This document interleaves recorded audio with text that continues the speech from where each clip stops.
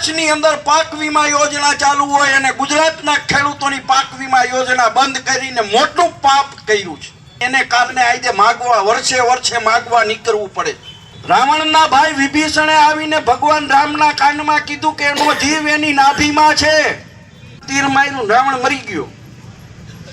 હું તમને બધાને કાનમાં કેવા આવ્યો છું.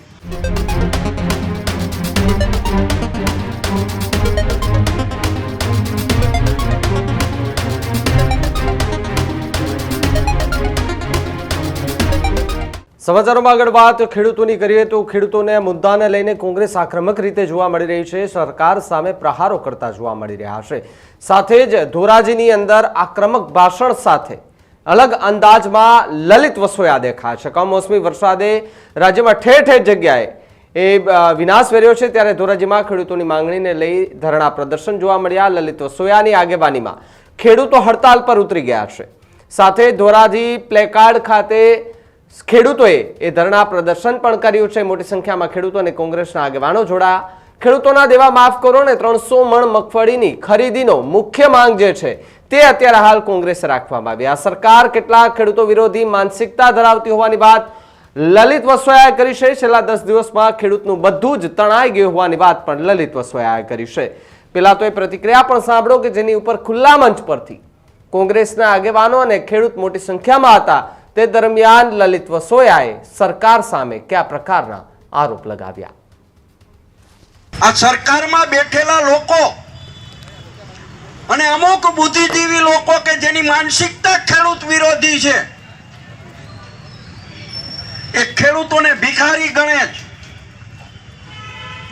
બે હરામીના દીકરાઓને ખબર નથી કે તમે ને જે હું આપણે ઘઉંનું ઉત્પાદન કરી છે કે ખેત પેદાશનું ઉત્પાદન કરી છે, એનાથી એ હરામીઓ પેટ ભરે છે.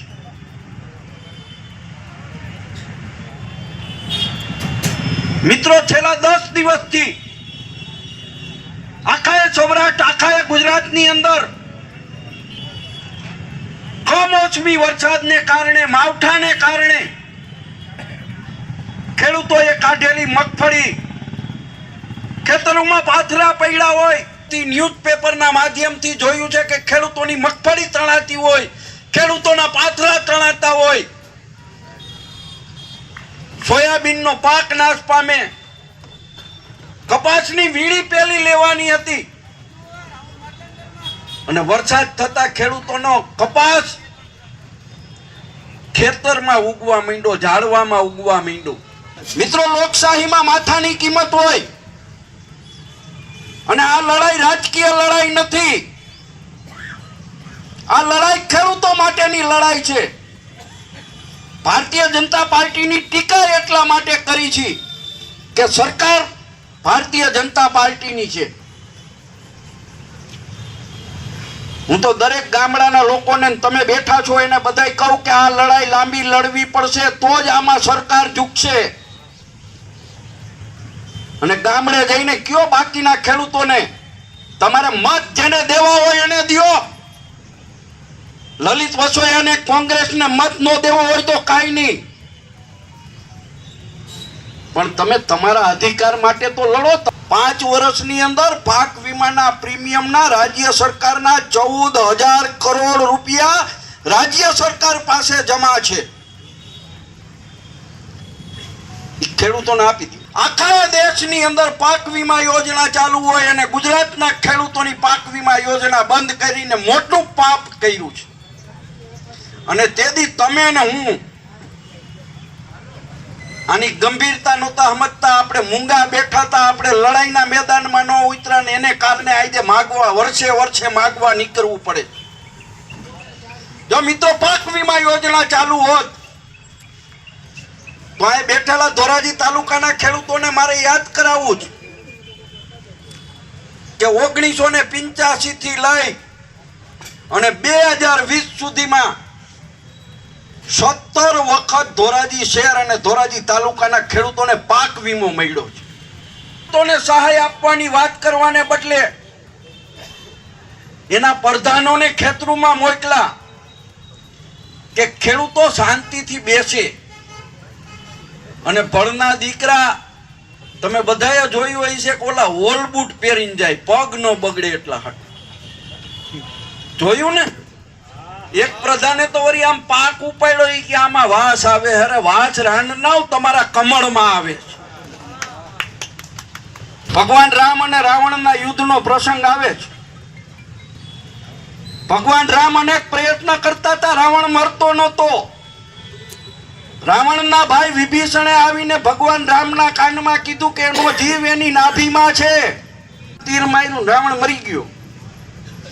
હું તમને બધાને કાનમાં કેવા આવ્યો છું કે અમારા બધાનો જીવ એમાં અમે આવી જઈએ. અમારા બધાનો જીવ અમારી ખુરશીમાં હોય. સમજાય છે? એકવાર ખુરશીના પાયા ડગાવો ને તો ભલભલા મુઈસે લીંબુ લટકતા હોય બેવડા વરી નામ કે મારો બાપ તારું ધિરાણ કાલથી માફ. મિત્રો, લૈડા વગર જીત નથી થવાની. ખેડૂતો પાસે આપણી બહુ સ્પષ્ટ માગણી છે કે પાક વીમા યોજના ફરીથી ગુજરાતની અંદર ચાલુ કરવામાં આવે. લલિતભાઈ, આપને કહું કે રાજ્ય સરકારે 2020 ની અંદર પાક વીમા યોજના બંધ કરી. દર વર્ષે 2800 કરોડ રૂપિયા વીમા કંપનીને પ્રીમિયમ રાજ્ય સરકાર આપતી હતી. ખાલી 70 મણ મગફળી ખરીદે ને એટલે 70,000 રૂપિયા 68,000 રૂપિયાની સીધી નુકસાની એમાં જાય છે. અને તોય તમે હું ચૂપ છે ને ચૂપ. બધા એમ કહેતા કે વિઠ્ઠલભાઈ જેવો ખેડૂત નેતા કોઈ ન થાય. સાચી વાત છે, પણ તેથી વિઠ્ઠલ રાદડિયા પડકારો મારતો ને તો આ ચોક આખો ભરાઈ જતો. અને તેથી ખુરશીઓ નહોતી, નીચે બેહાડવા પડતા હતા. અને આજે આવ્યા ત્યારે આ રાજ્યની સરકાર ખેડૂતો પ્રત્યે સંવેદના રાખવાને બદલે ખેડૂતો ભિખારી હોય એ રીતે ખેડૂતો હારે વર્તી રહી છે. 2020 પહેલા અહીં બેઠેલા તમામ આગેવાનોને ખબર છે, સહકારી મંડળીના પ્રમુખશ્રીઓ પણ અહીંયા છે કે 2020 પહેલા કોઈ દિવસ ખેડૂતોએ નુકસાનીનું વળતર માંગવા પાસે આ રાજ્યની ભાજપની સરકાર પાસે નથી જવું પડ્યું.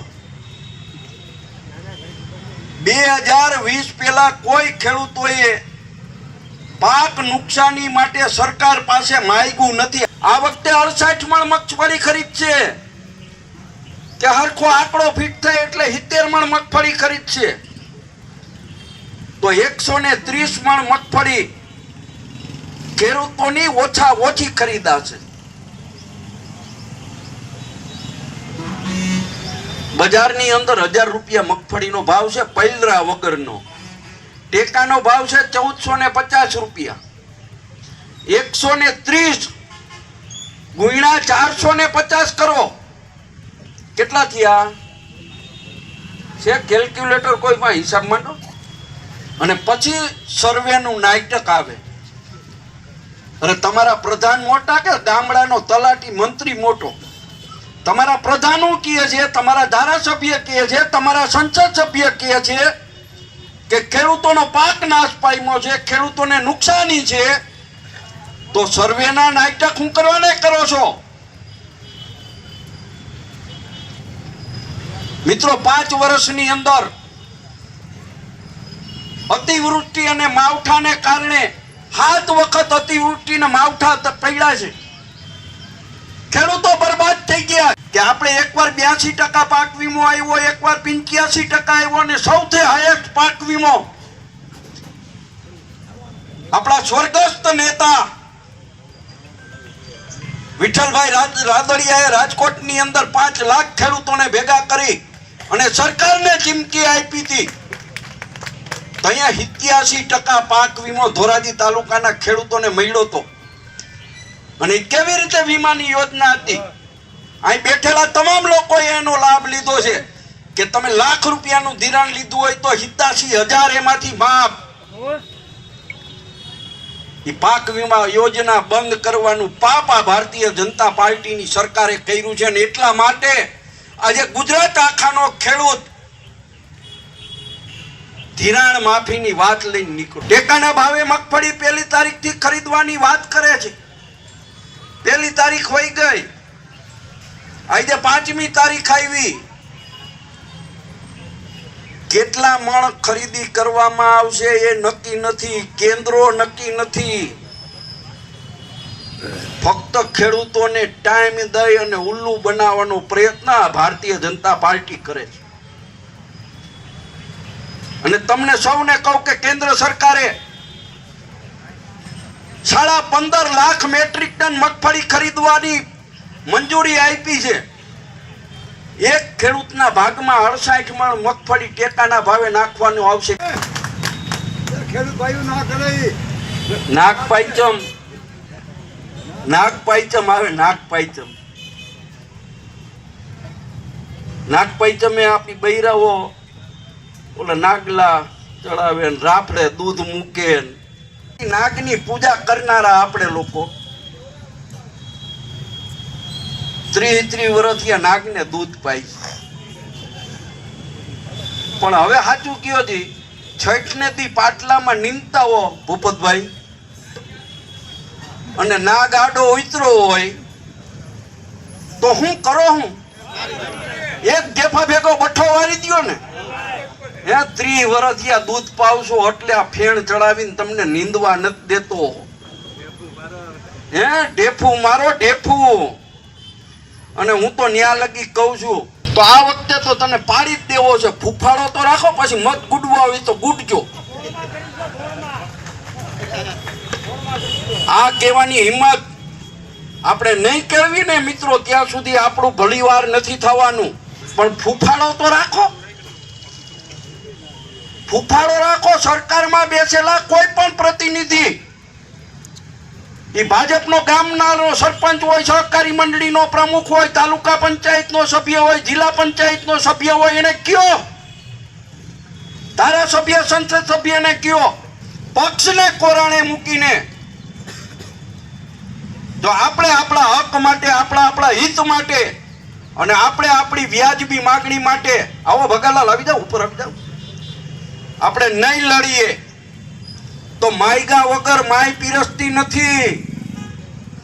આ બહુ સ્પષ્ટ સમજી લ્યો, માયગા વગર માય નથી પીરસતી.